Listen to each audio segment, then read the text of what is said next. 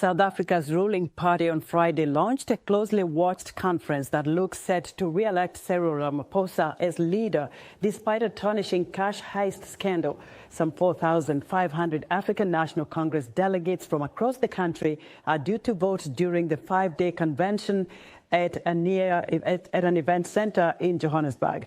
Outside the conference venue, decked out in the party's green, yellow and black colors, a group of delegates chanted in Zulu that Ramaphosa should leave the presidency over the Farmgate scandal. They also sang a popular pro-Zuma song. On the eve of the conference, Zuma announced he is suing Ramaphosa over a leaked medical report linked to a 1990s arms corruption trial. For more on the mounting pressure on President Ramaphosa, I'm joined live via Skype from Washington by Piwekule Mnyandu, a lecturer of African Studies at Harvard University. Professor Mnyandu, it's great to have you back on Africa 54. It's good to be here with you and your viewers.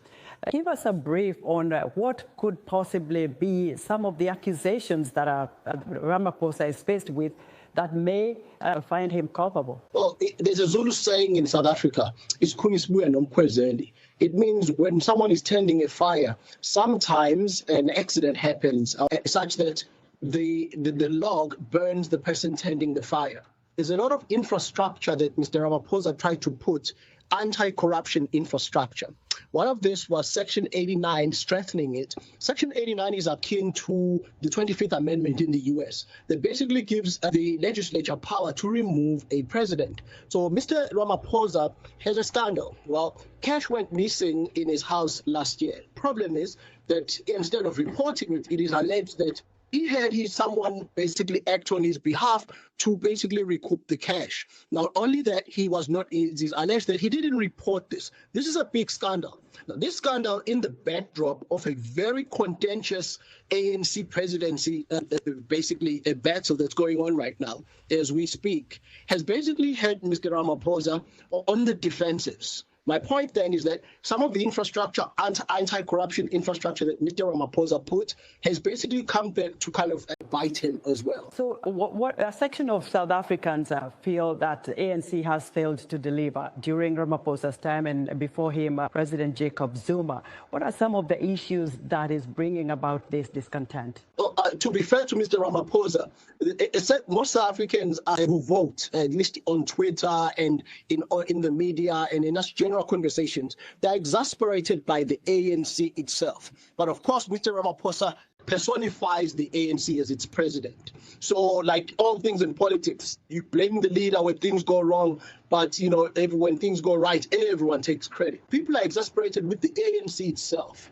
Unemployment is still high, 30%. Inequality is still high. And most of all, the exasperating situation of electricity. South Africa has always been known as a country that had reliable energy supply, but South Africans have had rolling blackouts for the last 2 to 3 years, and they're quite not very happy about it, and they blame the ANC's failure for it. By extension, Mr. Ramaphosa. Now, what happens if Ramaphosa fails to win ANC re-election as a party leader? Or if he wins, what does he need to do to solidify the party looking forward to his second term in 2024? Yes, if he wins, it would basically mean a shot in the arm for whatever anti-corruption, whatever reform he had envisaged 5 years ago, when basically he won, but it was kind of a draw between factions. But if he wins, it will be kind of an outright win. So it will solidify him to be able to put into practice these practices. But if he loses, it would also mean that he might end up in prison, just like his predecessor ended up on the wrong side of the law. So in this game of moving of musical chairs, and when the music stops, it's usually at the end of the ANC Congress, which is going on right now. The person who's found out wanting ends up in jail.